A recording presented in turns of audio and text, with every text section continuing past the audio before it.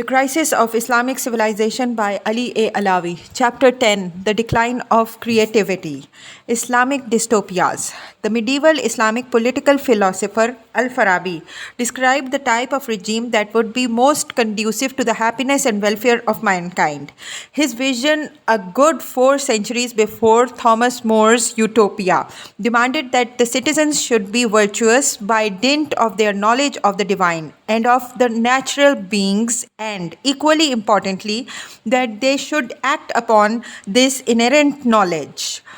Other regimes are ignorant, wicked, or erring. Ignorant because they have no knowledge of the divine or of the natural order. Wicked because they possess such knowledge but do not act upon it. Or errant because their citizens have acquired false or corrupted knowledge. Al-Farabi's classification drew not only on Islamic themes of revelation and prophecy, but also on the Greek philosophers of antiquity, in particular Plato. He is therefore an ideal proponent of a balanced Islamic civic order poised between reason and revelation, between the sacred and the profane. Deviations from the ideal occur whenever citizens pursue the other goals by choice or necessity. Impoverished societies necessarily seek to meet the bare essentials of life. Al-Farabi calls vile regimes which seek wealth and prosperity for their own sake. Base regimes are those that are hedonistic. Regimes of tyranny seek to impose their domination on others, and regimes of corporate associations, the closest that Al-Farabi came to the modern day democracy, are those where the citizens are free to do what they wish. In the absence of the perfected virtuous city, Al-Farabi is firmly in favor of the proto-democracy of the regime of corporate associations. Even though most of its citizens would be corrupted by luxury, such a city nevertheless allows for the development of arts and sciences and freedoms necessary for the establishment of the virtuous regime. The cities and societies of the modern Muslim world no longer revolve around the rhythms of Islamic life in any meaningful way, nor are they striving for an ideal form of civic and political organization which could provide a vision and direction for their evolution. In fact, some have strayed so far from the mean that they are at risk of turning their worlds into nightmarish dystopias. Both extreme wealth and extreme poverty have played their part in distorting the vision of the ideal society, whether that of Al-Farabi's virtuous city or the model of a just and equitable society reflected in the Prophet and his companions' Medina, or the ideal of the democratic and open civic order. Extreme fundamentalist vision of an ideal Islamic order is frightening in its implications. Like a horror film, it has seized the world's imagination, particularly as glimpses of this bizarre order have been caught in the Taliban of Afghanistan.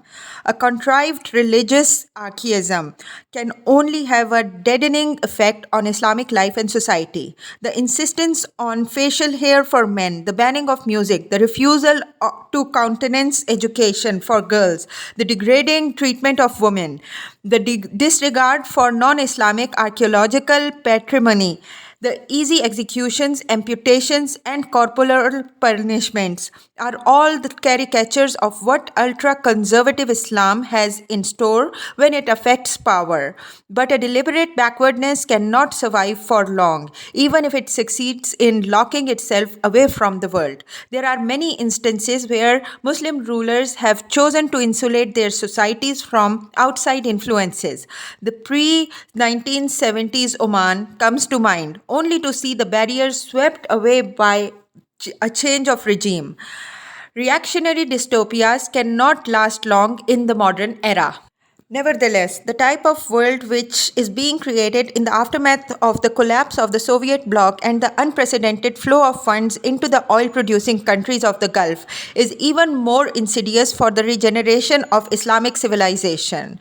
3 factors at work here combining to produce a radically altered vision for the Muslim world, in spite of the present obsession with fundamentalism, which appears to be spreading everywhere. The collapse of the Soviet bloc gave a huge boost to the ruling oligarchies and sovereigns of the Muslim world. The rhetoric of democratization, which followed in the wake of the collapse of the Soviet Empire, has been overwhelmed by the reality of the massive transfer of public resources to a new class of entrepreneurs and plutocrats.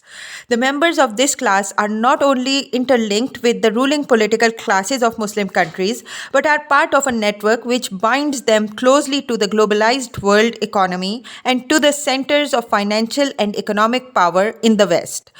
Wherever in the Muslim world one turns, from North Africa to the Middle East or to Central and Southeast Asia, the same patterns emerge and are now solidified.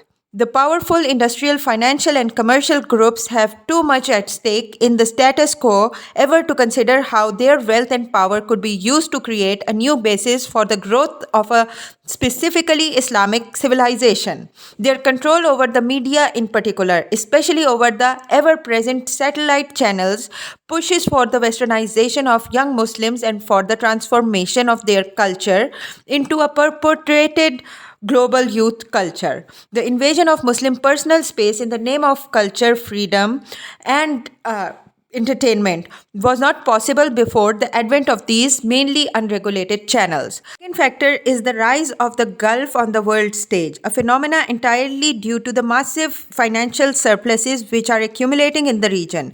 The figures in absolute or real terms dwarf all other previous oil booms. The combined oil exporting revenues of the Gulf Cooperation Council countries, GCC, in the 2007 approached 400 billion US dollars.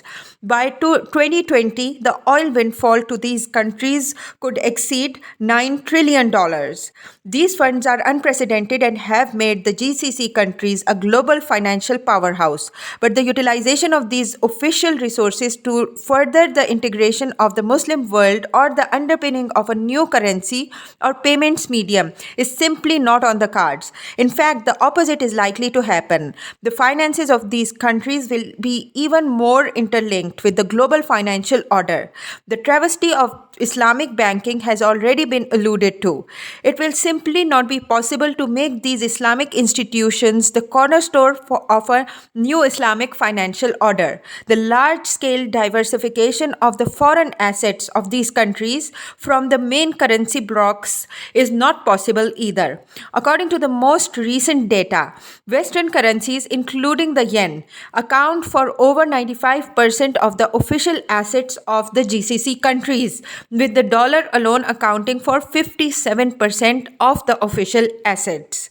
The huge surpluses of the GCC countries will be sterilized in terms of their effect on the distribution of power in the world.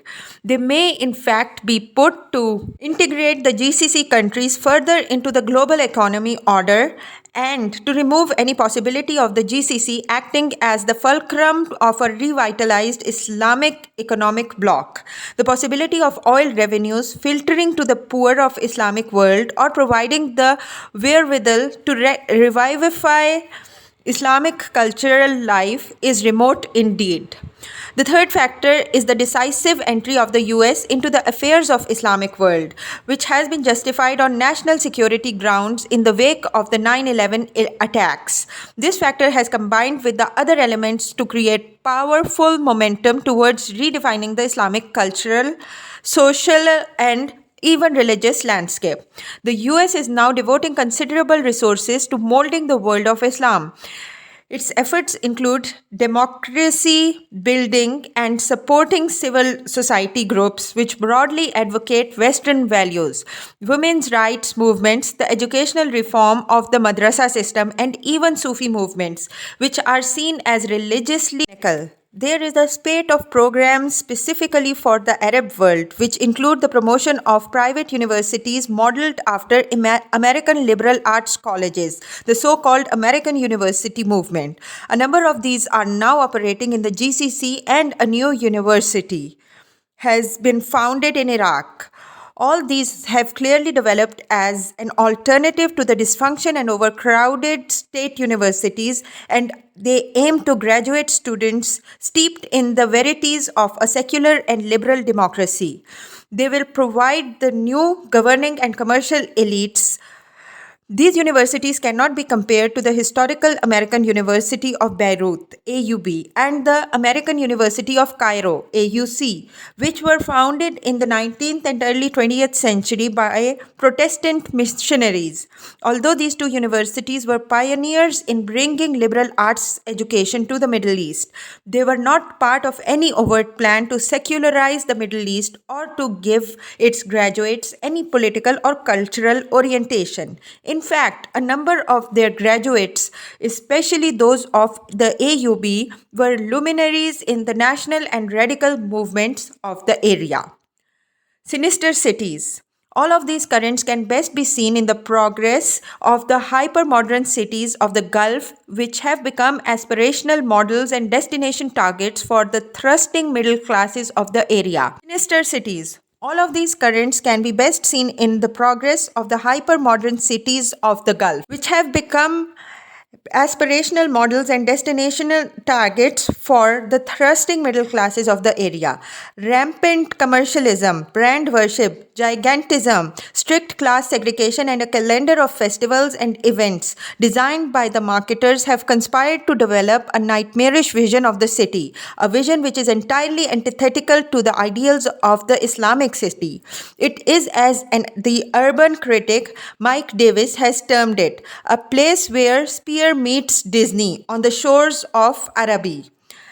These fantasy cities are not some blips on Islam's radar screens, as they most certainly were a few decades ago. In the middle of the 20th century, the coastal cities of the Gulf were, at best, minor fishing and pearl diving villages with a few smugglers' coves interspersed in between. Some countries, such as Oman, of course, had an illustrious history and presided over large maritime empires, which encompassed parts of the East Africa.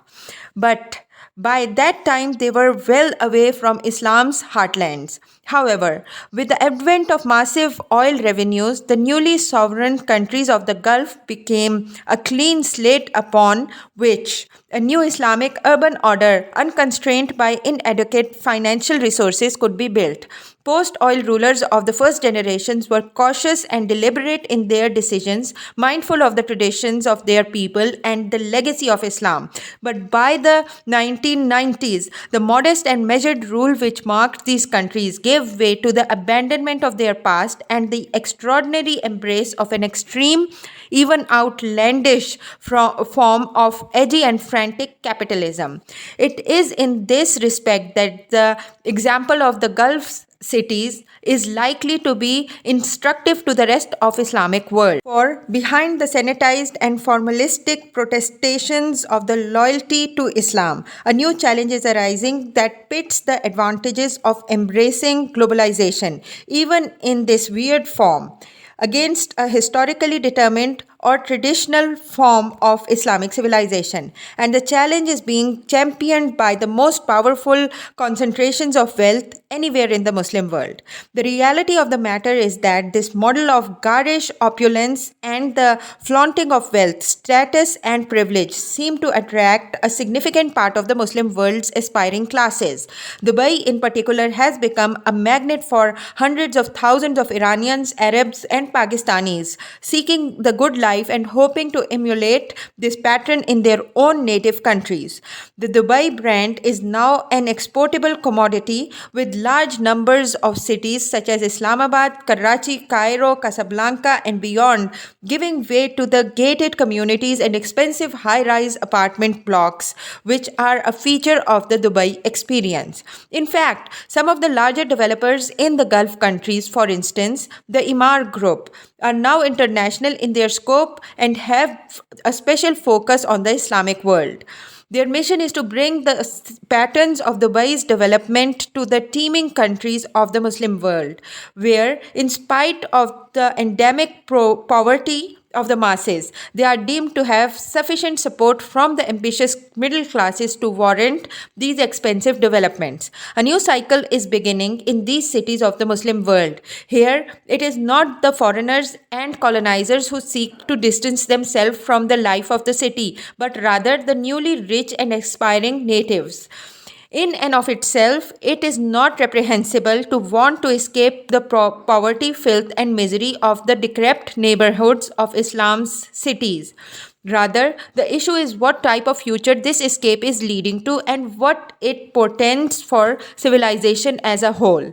The omens are certainly not good. The branded developments in which the new Muslim urban elites dwell bear no relationship to the ideals of the Islamic city. They are conceived on the basis of exclusion, isolation, and fear. The ridiculous names of these developments, the lagoons, Fortuna Towers, and residences, the villas at Bay Village, are nearly all drawn from American real estate marketing manuals. They play at inventing a sense of community, but in reality are nothing of the sort. The old odd mosque, which is plonked in the middle of these developments, is neither welcoming nor in use, except possibly by the army of servants and domestics who keep these fantasies going. There is no community because people have chosen or have been persuaded to huddle together as a class or as a status group. Invariably, access to these developments is severely restricted through sophisticated passes, surveillance methods, and 24-hour patrols and security. A Southern California lifestyle is touted as the answer to the anxieties and fears of the middle classes, eager as they are to escape the crowds and clamors of the city. The combination of gated communities, giant shopping malls, and physically isolated workplaces creates an environment which has eroded the forms and function of the Islamic city even further. Importantly, these features will eliminate the possibility of an alternative way of life as people become literally imprisoned in a process which has its own dynamics. This dynamic is not so much about the acceptance of the inevitability of a homogenized or globalized world as the complete failure of imagination on the part of Muslims to construct a future which might address their living concerns while remaining loyal to their legacy. Few middle class Muslims appreciate the fact that the choices they make will inevitably impact on their values and create new realities for subsequent generations. The irony is that this oppressive modernity is wholeheartedly embraced by many fundamentalists who fancy themselves as technologically sophisticated or, in their own parlance, scientific. Fundamentalists frequently use the epithet scientific to attribute a gloss of rationalist finality to their argument.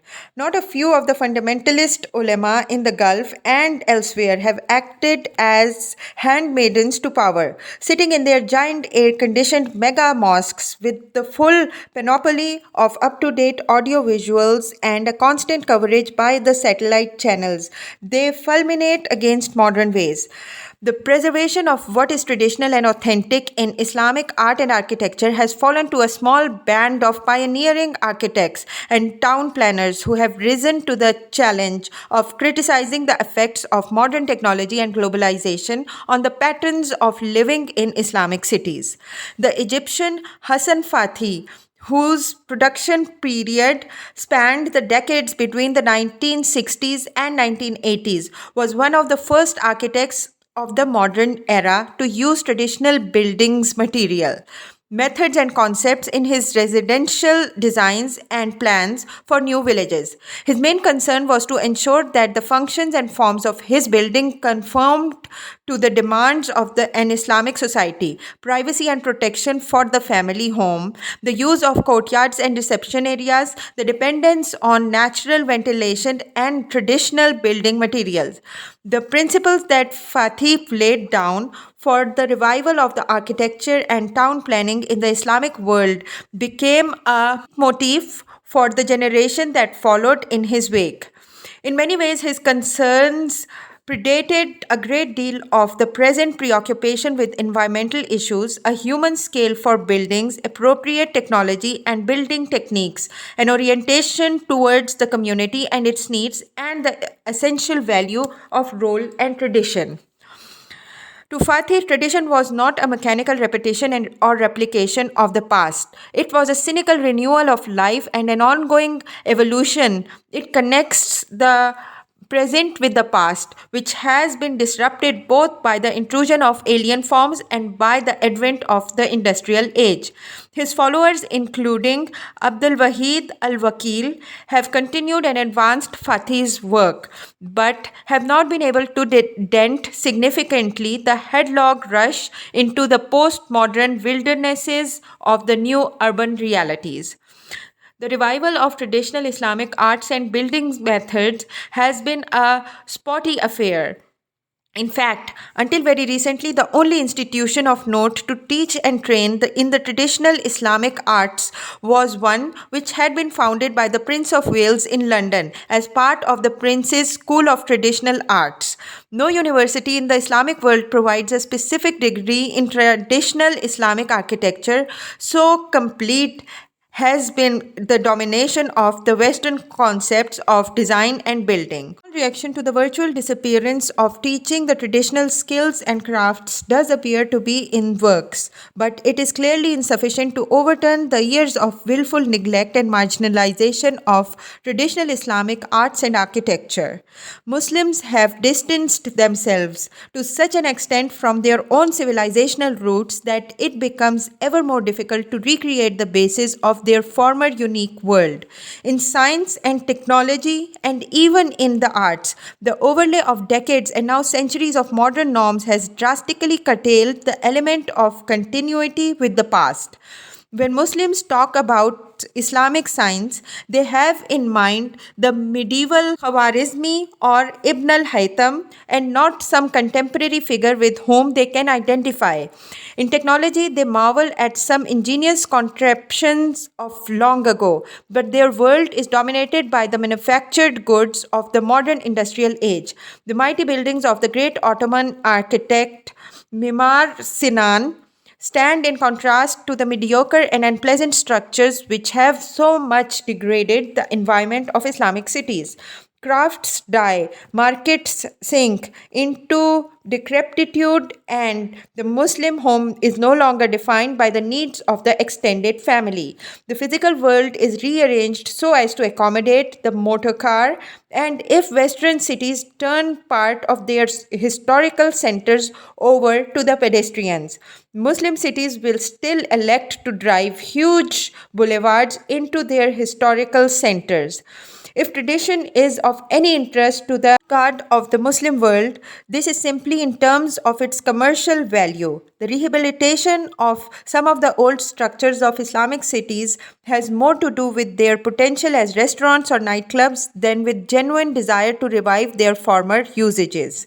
The idea that Islamic civilization is based not only on outer forms but on the inner reality that has spiritual, metaphysical, and even cosmological aspects to it is lost to many. A huge collective effort is now needed simply to stop the destruction of the vestiges of Islamic civilization, but it is unclear whether this will be forthcoming.